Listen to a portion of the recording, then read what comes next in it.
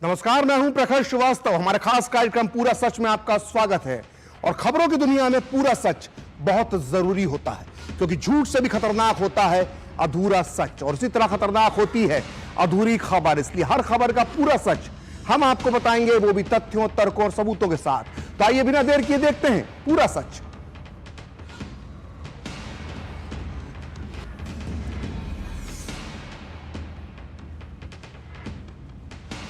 तो पिछले 36 घंटे से देश में उत्तर प्रदेश के शहर संभल की चर्चा हो रही है, क्योंकि संभल रविवार की सुबह उस समय सुलग उठा जब कोर्ट के आदेश पर जामा मस्जिद में एक टीम सर्वे के लिए गई। हालांकि सर्वे में हिंदू और मुस्लिम पक्ष दोनों मौजूद थे, लेकिन कुछ लोगों ने गलत तरीके से भड़काकर पहले भीड़ को जुटाया और इस दौरान नारेबाजी हुई और मस्जिद पर पथराव भी हुआ। इस हिंसा में अब तक 4 लोगों के मौत की पुष्टि हो चुकी है, जबकि कई पुलिसकर्मी घायल भी हुए हैं। हालांकि अब हालात नियंत्रण में हैं। वहीं सपा सांसद जिया उर रहमान बर्क और विधायक नवाब इकबाल महमूद के बेटे सुहेल इकबाल समेत 800 लोगों के खिलाफ मुकदमा दर्ज कर लिया गया है। यह इस वक्त की बड़ी खबर है। और इस सबके बीच संभल में जामा मस्जिद पर हुए बवाल को लेकर राजनीति भी शुरू हो गई है। लेकिन सवाल यह उठता है कि सर्वे के दौरान आखिर हिंसा कैसे भड़क गई, कैसे शुरू हुई पत्थरबाजी, कहां से आए इतने पत्थर और कौन थे वो पत्थरबाज। हम बताएंगे इसका भी पूरा सच, क्योंकि इससे पहले भी जामा मस्जिद का सर्वे हुआ था, तब सब कुछ शांतिपूर्ण तरीके से हो गया था। लेकिन जब रविवार को दूसरी बार सर्वे की टीम पहुंची, तब कैसे हिंसा भड़क गई। क्या यह अपने आप भड़क गई या किसी ने लोगों को भड़काया। कहा जा रहा है कि शुक्रवार 22 नवंबर को सपा सांसद जिया उर रहमान बर्क और विधायक नवाब इकबाल महमूद के बेटे सुहेल इकबाल ने भड़काऊ बयान दिए थे। उससे इलाके का माहौल खराब हो गया और उनके बयानों ने हिंसा भड़काने में बड़ी भूमिका निभाई, ऐसे आरोप हैं। अब मुरादाबाद के कमिश्नर आंजनेय सिंह ने मृतकों की पोस्टमार्टम रिपोर्ट पर जो खुलासे किए हैं वो भी हैरान कर देने वाले हैं। उन्होंने शव में देशी तमंचे के कारतूस मिलने के साथ ही पॉइंट ब्लैंक रेंज से सीधे गोली मारे जाने का दावा किया है। पोस्टमार्टम रिपोर्ट के मुताबिक मतलब यह है कि लड़कों को नजदीक से सटाकर गोली मारी गई है। पुलिस तो वहां नजदीक में थी नहीं, तो सवाल उठता है कि फिर यह हत्या किसने की। सर्वे के दौरान आखिर नई उम्र के लड़कों को ही आगे क्यों किया गया इस प्रदर्शन में पत्थरबाजी के लिए। और कमिश्नर ने बताया कि हिंसा में शामिल लोगों में ज्यादातर युवा थे, जिन्होंने अपने चेहरे रुमाल से ढक रखे थे। आप सुनिए पहले मुरादाबाद के कमिश्नर की जुबानी संभल हिंसा की पूरी कहानी, फिर हम आपको बताएंगे इस हिंसा की, इसके पीछे की राजनीति का पूरा सच। साथ ही हम बताएंगे कि हिंदू पक्ष ने अपने दावे के समर्थन में कोर्ट में दिए हैं कौन से 3 सबूत और मुस्लिम पक्ष की क्या है मामले में दलील। लेकिन पहले सुनते हैं कमिश्नर ने क्या कहा। कार्रवाइयाँ हो रही हैं, साक्ष्यों के आधार पर हो रही हैं। उसमें बहुत सारे ऐसे तत्व थे जो पहले से तैयारी करके आए थे, मुंह बात करके, और उन लोगों ने जो भी पथराव किया, पथराव के साथ साथ उसमें फायरिंग की भी इंसिडेंट की खबर आई। देसी बंदूक पे जो वो छर्रे इस्तेमाल होते हैं, जो गोलियां इस्तेमाल होती हैं, उनकी अभी तक बात आई है। पूरी पोस्टमार्टम रिपोर्ट मैंने देखी नहीं है, पर प्रथम दृष्टया एक बच्चे को पॉइंट ब्लैंक रैंक से भी गोली मारी गई है। वहाँ पुलिस तो मौजूद नज़दीक में तो थी नहीं, दूर दूर पुलिस थी।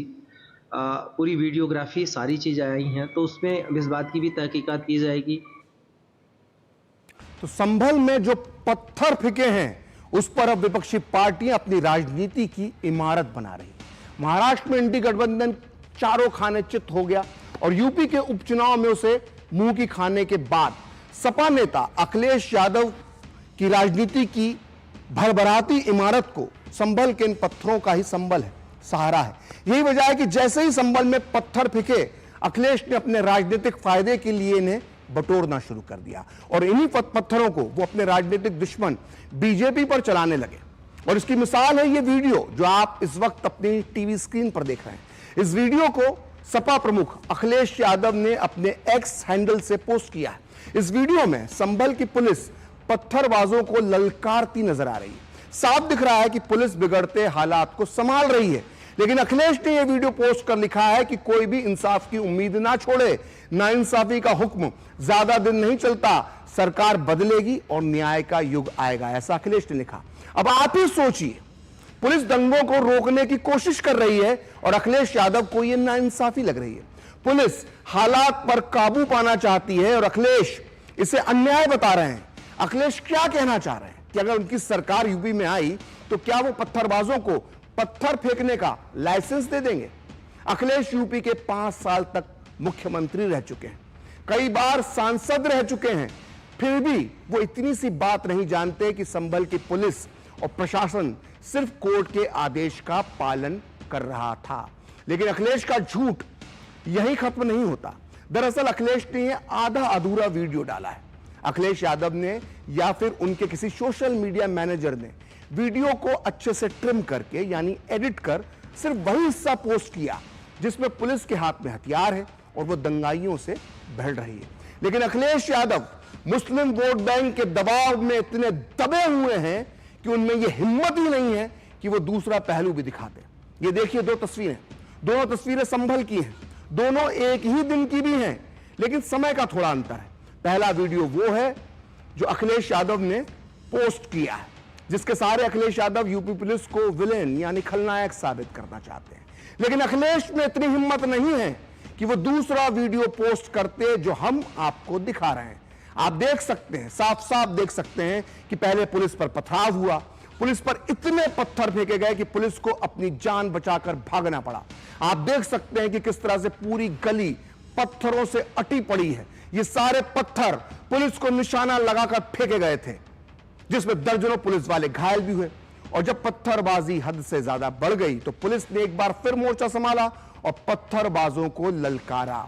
और अखिलेश ने बाद वाला वीडियो, जब पुलिस ने ललकारा, वो वीडियो पोस्ट कर दिया। लेकिन उनके प्रिय पत्थरबाजों ने पुलिस पर जो पथराव किया वो वीडियो वो दबाकर बैठ गए। और इसे ही कहा जाता है अच्छा अच्छा गप गप और कड़वा कड़वा थू थू।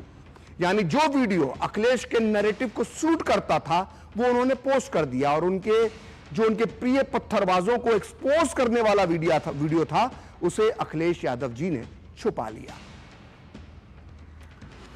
अब अखिलेश यादव जी से एक सवाल और है। अखिलेश जी, आप क्या चाहते हैं? पुलिस को पत्थर मारे जाएं और बदले में पुलिस पत्थरबाजों का स्वागत गुलाब के फूलों से करे? अखिलेश जी, ये कोई बॉलीवुड की फिल्म फूल और पत्थर नहीं है, ये यूपी की ग्राउंड रियलिटी है। जब पत्थर फेंके जाएंगे तो बदले में पुलिस वाले ऐसे हालात को इसी तरह से कंट्रोल करेंगे। फिर भी अखिलेश जी, संभल की पुलिस ने बहुत संयम दिखाया था, यह आपको पता भी है। और मुझे पूरा यकीन है कि आपने संभल के एसपी कृष्ण कुमार बिश्नोई का वो वीडियो भी देखा होगा जिसमें एसपी साहब पथराव करने वाले युवाओं और किशोरों को समझा रहे हैं। डाकखाना रोड पर संभल का इलाका है। एसपी बिश्नोई ने यहां पर साफ साफ लाउड स्पीकर लेकर पथराव करने वाले युवाओं से कहा था कि बेटा, अपना भविष्य खराब ना करो इन नेताओं के चक्करों में आके। और अगर अखिलेश जी आपने वीडियो नहीं देखा है तो अब देख लीजिए, और हो सके तो एसपी साहब के इस वीडियो को अपने ट्विटर से पोस्ट भी कर देना। शायद आपके कुछ भटके हुए प्रिय युवाओं को कुछ अकल आ जाए। ये देखिए ये वीडियो। अपना भविष्य बर्बाद मत करो इनके चक्कर में, नेताओं के, अपने नेताओं के चक्कर में अपना भविष्य बर्बाद मत करो।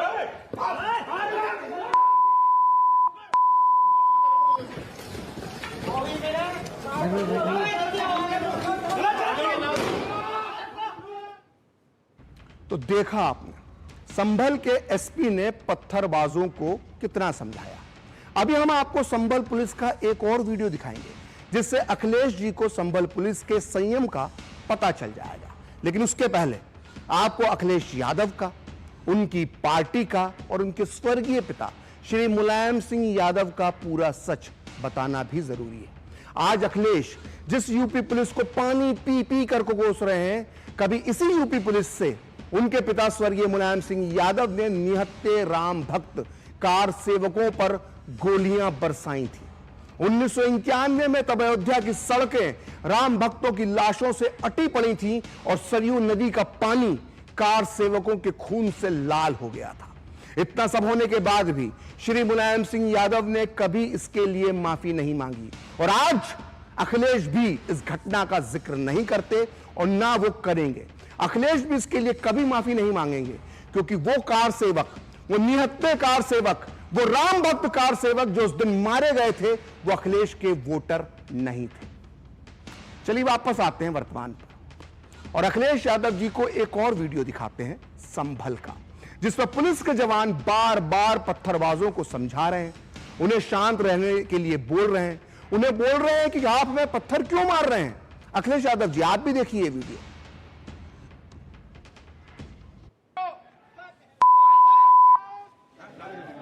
शांत रहो, क्यों बदला कर रहे हो?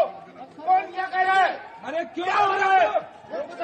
शांत रहो, शांत, शांत रहो, शांत, हम तुम्हें समझा रहे हैं, मत करो। शांत हो जाओ, शांत, पत्थरबाजी मत करो।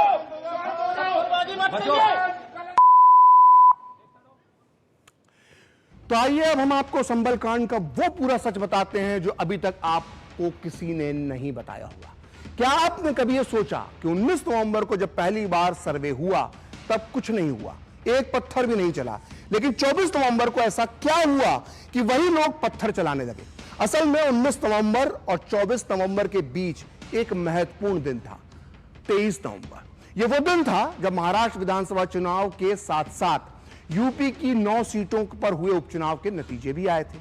इन 9 में से 7 सीटें बीजेपी को मिल गईं और अखिलेश यादव के लिए यह झटका बहुत बड़ा था। लेकिन सबसे बड़ा झटका था कुंदर की विधानसभा सीट पर आया नतीजा।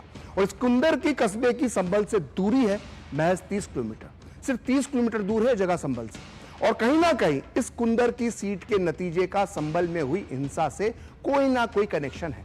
कैसे, वो हम आपको बताते हैं। कुंदर की विधानसभा एक मुस्लिम बहुल सीट है। कुंदर की में 64% मुस्लिम मतदाता हैं। मुस्लिम वोट बैंक की वजह से समाजवादी पार्टी को यह गुमान था कि उसकी जीत यहां पर पक्की है और वो अपनी जीत मानकर चल रही थी। बीजेपी यहां पिछले 31 साल से चुनाव नहीं जीती थी, लेकिन इस बार यहां से बीजेपी के रामवीर सिंह ठाकुर ने समाजवादी पार्टी के मोहम्मद रिजवान को करीब 1,44,000 वोटों से हरा दिया। यहां तक कि समाजवादी पार्टी के उम्मीदवार समेत 11 मुस्लिम उम्मीदवारों की जमानत जब्त हो गई। सोचिए, एक तरफ 11 मुस्लिम उम्मीदवार, एक तरफ हिंदू उम्मीदवार, उसने सबकी जमानत जब्त कर दी मुस्लिम बहुल सीट पे। और यह वजह थी मुस्लिम मतों का विभाजन। मतदाताओं में से 40% के आसपास जो मुस्लिम मतदाता हैं, कुल मुस्लिम मतदाता हैं, उनमें से 40% के आसपास तुर्क मुस्लिम हैं और बाकी के 60% जो मुस्लिम हैं वो अन्य मुस्लिम जातियों से हैं, जिनमें राजपूत मुस्लिम जो है वो बड़ी तादाद में है।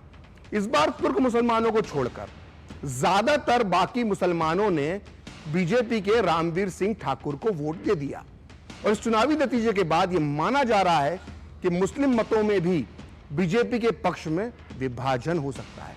इसलिए कई लोग दबी जुबान में यह कह रहे हैं कि मुस्लिम मतों में विभाजन में भविष्य में कोई विभाजन ना हो मुस्लिम मतों में, इसको लेकर कहीं ना कहीं संभल में हिंसा करवाई गई है।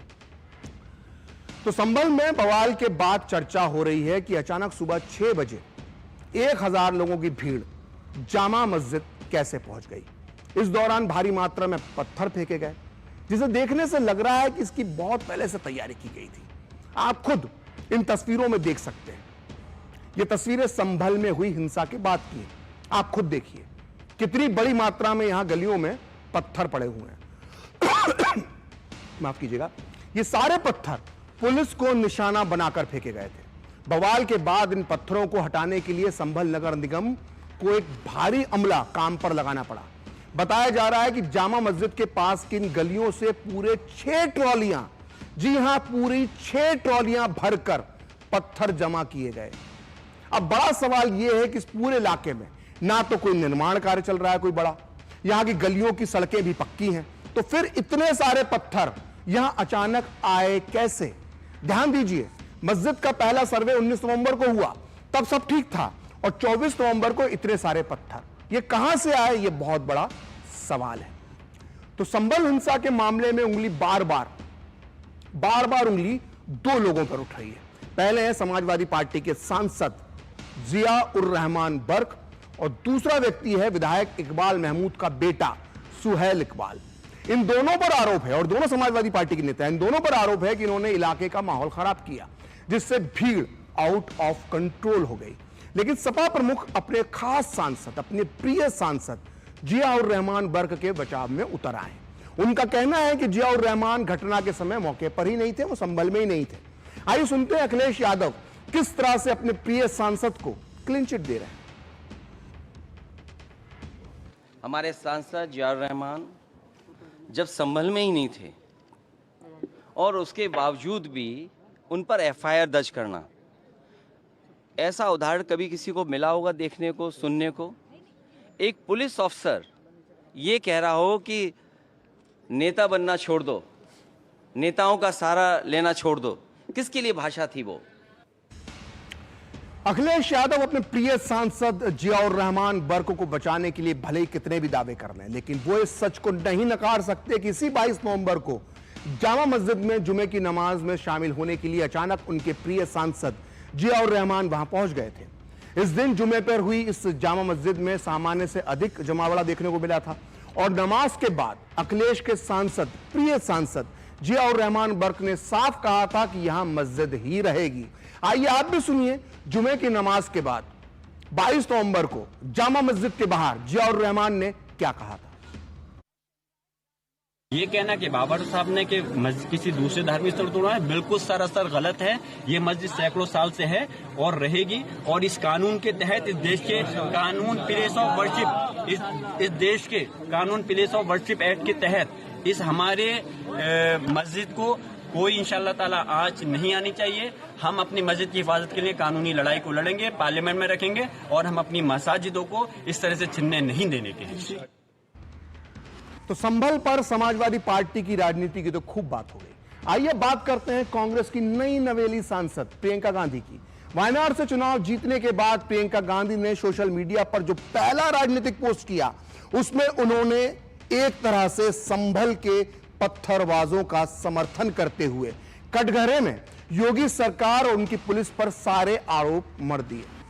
प्रियंका गांधी का कहना है कि इतने संवेदनशील मामले में बिना दूसरा पक्ष सुने, दोनों पक्षों को विश्वास में लिए बिना प्रशासन ने हड़बड़ी के साथ कार्रवाई की और सरकार ने खुद माहौल खराब करने का काम किया। प्रियंका ने कहा कि प्रशासन ने जरूरी प्रक्रिया और कर्तव्य का पालन करना भी जरूरी नहीं समझा। लेकिन सवाल तो प्रियंका गांधी से पूछा जाना चाहिए कि प्रियंका ने अपने बयान में पत्थरबाजी करने वाली भीड़ की निंदा क्यों नहीं की। सरकार और प्रशासन पर सवाल तो उठाया, लेकिन समाजवादी पार्टी के जिन स्थानीय नेताओं के उकसावे की वजह से यह हिंसा भड़की, उस पर खामोशी के साथ क्यों प्रियंका बैठी रही। वजह साफ है कि कांग्रेस के तुष्टीकरण की राजनीति में प्रियंका गांधी एक बहुत बड़ी खिलाड़ी है। वायनाड में उन्हें मुस्लिम लीग की मदद से ही जीत मिली है। मतलब साफ है कि मुस्लिम लीग से वायनाड में उन्होंने जो वोटों का लोन लिया था, वोट लोन लिया था, उसकी ये पहली EMI उन्होंने चुकाई। उधर राहुल गांधी को भी सुन लीजिए, वो भी संभल हिंसा के लिए भाजपा सरकार को कटघरे में खड़ा कर रहे हैं और सुप्रीम कोर्ट से इस मामले में दखल देने की वो मांग कर रहे हैं। वहीं इस मामले पर अब यूपी कांग्रेस भी एक्टिव हो गई है। यूपी कांग्रेस कम ही एक्टिव होती है, लेकिन इस मामले पे हो गई है। संभल हिंसा के विरोध में लखनऊ के पार्टी मुख्यालय में मौन धरना दिया गया। कांग्रेस प्रदेश अध्यक्ष अजय राय ने पहले राष्ट्रपिता महात्मा गांधी की प्रतिमा पर पुष्पांजलि अर्पित की और फिर मौन धरने पर बैठे। अजय राय कह रहे हैं कि आने वाले दिनों में कांग्रेस प्रतिनिधिमंडल संभल जाएगा। ये पूरी तरीके से पूरे प्रदेश के अंदर नफरत की राजनीति और प्रताड़ित करने की राजनीति हो रही है। इसकी न्यायिक जांच होनी चाहिए और निश्चित तौर से हम मौन भी करने जा रहे हैं और आने वाले समय में पूरा कांग्रेस का डेलीगेशन मैं स्वयं संभल जाऊंगा। तो संभल की जिस जामा मस्जिद को लेकर विवाद चल रहा है, उसका इतिहास भी बेहद खास है। हिंदू पक्ष का कहना है कि जहां आज जामा मस्जिद है, वहां कभी भगवान विष्णु का मंदिर हुआ करता था। हिंदुओं ने कहा है कि इस मंदिर को इस्लामी आक्रांता बाबर के आदेश पर तोड़ा गया था और मंदिर के मलबे के ऊपर जामा मस्जिद बनाई गई थी। हिंदुओं ने मंदिर के अपने दावे को पुख्ता करने के लिए कई ऐतिहासिक प्रमाण भी दिए हैं और इन्हीं में से एक है मुगल आक्रांता बाबर द्वारा लिखा गया बाबरनामा। इस बाबरनामे का सबसे सही अनुवाद माना जाता है जो ब्रिटिश इतिहासकार एनेट वेवरीज ने किया था। बाबरनामा के पेज नंबर 687 पर लिखा हुआ है कि मीर बेग 932 हिजरी में हुमायूं के चेले थे और उसने संभल पर कब्जा किया था। 233 हिजरी में मीर बेग संभल में एक हिंदू मंदिर को उन्होंने मस्जिद में बदल दिया था। यह बाबर के आदेश पर किया गया था और मस्जिद पर आज भी मौजूद एक शिलालेख में इसका जिक्र है। तो बाबरनामा का जो अंग्रेजी अनुवाद है उसके अंदर यह बहुत बड़ी बात लिखी हुई है। और हिंदू पक्ष ने अपनी याचिका में एक अंग्रेज अफसर का जो उसने सर्वे किया था उसका ब्यौरा भी दिया है, जिसके मुताबिक संभल की जामा मस्जिद में हिंदू मंदिर के निशान हैं। दरअसल यह सर्वे रिपोर्ट 1874 से 1876 के बीच मेजर जनरल ए कनिंगम की देखरेख में तैयार हुई थी। कनिंगम उस समय ASI के चीफ थे और इस रिपोर्ट को तैयार किया था उनके जूनियर अफसर ACL कार्लाइल ने, जिन्होंने खुद जामा मस्जिद के अंदर जाकर, संभल की जामा मस्जिद के अंदर जाकर सर्वे किया था। उनकी इस रिपोर्ट का नाम है tours in the central Doab and Gorakhpur. इस रिपोर्ट के अनुसार मस्जिद के अंदर और बाहर के खंभों को पुराने हिंदू मंदिरों का बताया गया है, जिन्हें प्लास्टर लगाकर छुपाने का प्रयास सालों पहले ही हो चुका था। इस रिपोर्ट में लिखा गया है, जो लिखा है उसे आप भी ध्यान से सुनिए। इस रिपोर्ट के मुताबिक संभल में मुख्य इमारत जामा मस्जिद है। इसके बारे में हिंदू दावा करते हैं कि यह मूल रूप से हरि मंदिर था। इसमें 20 फीट वर्ग का एक केंद्रीय गुंबददार कमरा है। इस रिपोर्ट के मुताबिक मुसलमानों का मानना है कि इस इमारत का निर्माण बादशाह बाबर के समय में हुआ था। इस शिलालेख में, जिसमें निश्चित रूप से बाबर का नाम है, लेकिन हिंदू कहते हैं कि यह फर्जी तौर पर बनाया गया है। हिंदुओं के अनुसार इस स्लैब के पीछे यानी शिलालेख के पीछे मंदिर से संबंधित मूल हिंदू शिलालेख है। और संभल के कई मुसलमानों ने मेरे सामने कबूल किया कि बाबर के नाम वाला शिलालेख जाली है। 1857 के विद्रोह या उसके लगभग 25 साल पहले तक भी इस इमारत पर यानी इस मंदिर पर मुसलमानों का कब्जा नहीं था। मुसलमानों ने इमारत पर बलपूर्वक कब्जा किया और फिर जिला जज के सामने एक मुकदमा चलाया गया, जिसमें मुसलमानों ने एक साथ मिलकर हिंदुओं के दावे के खिलाफ झूठी गवाही दी और मुसलमानों ने यह केस जीत लिया। और खास बात जो लिखी है इस रिपोर्ट में कि इस दौरान हिंदू यहां अल्पसंख्यक थे। तो मस्जिद में मंदिर होने के दावे को लेकर दायर किए गए मुकदमे को लेकर पुलिस मुस्लिम पक्ष का क्या कहना है, यह भी हमें इसका भी पूरा सच मालूम होना चाहिए। इन मुसलमानों का कहना है कि उन्हें से परेशान करने के लिए इस मुद्दे को उठाया जा रहा है। मुस्लिम पक्ष का कहना है कि यह जामा मस्जिद किसी भी मंदिर को तोड़कर नहीं बनाई गई है। कई मुस्लिम नेताओं की दलील है कि वो जामा मस्जिद का सर्वे कराने के कोर्ट के फैसले से सहमत नहीं है। इसके लिए वो प्लेस ऑफ वर्शिप एक्ट 1991 का हवाला देते हैं मुस्लिम पक्ष के लोग, जिसके मुताबिक किसी भी धार्मिक स्थल की 15 अगस्त 1947 की जो स्थिति थी उस स्थिति को बरकरार रखा जाएगा, उसमें फेरबदल नहीं किया जा सकता। यह मुस्लिम पक्ष का कहना है, इसलिए वो इस वर्शिप एक्ट का हवाला देते हैं। इसी आधार पर मुस्लिम पक्ष की यह भी दलील है कि सर्वे का आदेश देना इस कानून का उल्लंघन है, क्योंकि यह जामा मस्जिद करीब 300-400 साल पुरानी मस्जिद है। यानी 15 अगस्त 1947 को यह मस्जिद थी, इसलिए इसे मस्जिद ही रहना चाहिए। वहीं संभल की हिंसा को लेकर मुस्लिम पक्ष का कहना है कि पहली बार जब टीम सर्वे करने गई तब सब कुछ शांति से हो गया, तो फिर दूसरी बार सर्वे करवाने की या सर्वे के लिए जाने की जरूरत क्यों पड़ी। मुस्लिम पक्ष का यह भी आरोप है कि सर्वे कराने वाली टीम जब गई तो उनके साथ कुछ लोग थे जो धार्मिक नारे लगा रहे थे, जिसकी वजह से इस पूरे इलाके का माहौल बिगड़ गया। तो यह मुस्लिम पक्ष की दलील है। तो पूरा सच में अब वक्त है ब्रेक का, और ब्रेक के बाद आपको बताएंगे कि संभल हिंसा और विवाद पर सियासतदानों के क्या हैं बोल। बढ़िया है, प्राकृतिक हल्दी, मिर्ची, धनिया नहीं, मिर्ची, धनिया, हल्दी, MDH। जिंदगी की हर छोटी बड़ी जरूरत के लिए आप जो सपने सजाते हैं, बस उसी उम्मीद को तो हम सहारा लगाते हैं। SIP आपकी सेविंग्स को आपकी खातिर काम पर लगाएगी। आज ही अपनी पहली SIP की शुरुआत करें। अधिक जानकारी के लिए अपने वित्तीय सलाहकार से परामर्श करें। LIC म्यूचुअल फंड द्वारा निवेशक शिक्षा की एक पहल। म्यूचुअल फंड निवेश बाजार के जोखिम के अधीन है। योजना से संबंधित सभी दस्तावेजों को ध्यान से पढ़ें। छोटे थे तो माँ प्यार से मूर्ख बुलाती थी, मूर्खानंद। और ये तो सच में मूर्ख समझते हैं। कस्टम डिपार्टमेंट वाले बन के कॉल कर रहे हैं और कह रहे हैं कि आपके पार्सल से ड्रग्स पकड़ा गया। सब समझते हैं। पहले डराएंगे, फिर कहेंगे पैसे ट्रांसफर करो। अब प्यार से चाहे जो बुला लो, पर मैं मूर्ख नहीं हूं। याद रहे, UPI सेफ है। यदि आपको भी कोई इस तरह डराना चाहे तो उसे कहो, मैं मूर्ख नहीं हूं।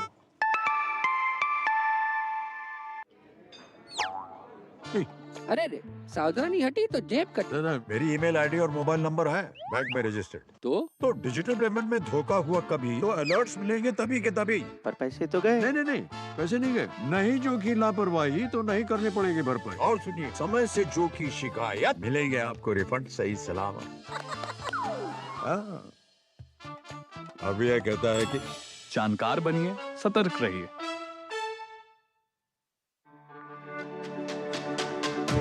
मेरी पसंद, मेरी पसंद, मेरी पसंद, मेरी पसंद, हमारी पसंद, हम सबकी पसंद। मजबूत देश का मजबूत सरिया हो गया स्टील। गोल्डी मसाले के 100 ग्राम के स्पेशल पैक्स में फ्रेशनेस लॉक है। ऐसे गोल्डी मसाले जहां जाएं रिश्ते बनाएं। तो ब्रेक के बाद पूरा सच में आपका एक बार फिर स्वागत है। और संभल हिंसा और विवाद पर सियासत पूरी तरह गर्मा गई है। यहां जहां समाजवादी पार्टी और कांग्रेस इस पूरे मामले के लिए भाजपा और पुलिस प्रशासन को जिम्मेदार ठहरा रही है, तो ओवैसी साहब जो है वो सर्वे को लेकर कोर्ट के आदेश पर सवाल उठा रहे हैं। वहीं बीजेपी का कहना है कि ये विपक्ष ने जानबूझकर दंगा करवाया है और सर्वे का काम कोर्ट के आदेश पर ही किया जा रहा है।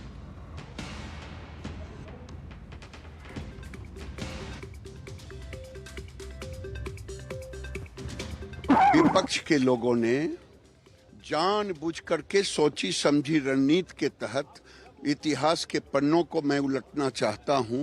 गोधरा में जैसे पहले से प्रायोजित था उसी ढंग से विपक्ष ने तुष्टीकरण नीतियों के तहत वहां पे सर्वे टीम पे हमला नहीं था, ये भारत के संविधान पर हमला था। और अब तो साफ हो गया है कि पुलिस की गोली से नहीं मरी है पोस्टमार्टम में, ये तो उन्हीं की गोली से मरी है, उपद्रवियों की गोली से। हम ये मांग करते हैं कि जिन लोगों ने गोली चलाई है, जिनके लिए जिम्मेदार वहाँ के डीएम एसपी हैं, इन पे हत्या का मुकदमा कायम होना चाहिए। प्रशासन अपनी नाकामी छुपाने के लिए विपक्ष के नेताओं पे मुकदमे दर्ज करके सोच रहा है कि नाकामी छुप जाएगी।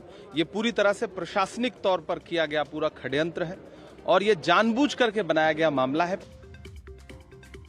संभल की चंडोसी की जो जामा मस्जिद है वो कोई 50 साल 100 साल नहीं बल्कि 200-250 साल पुरानी मस्जिद है, उससे ज़्यादा है।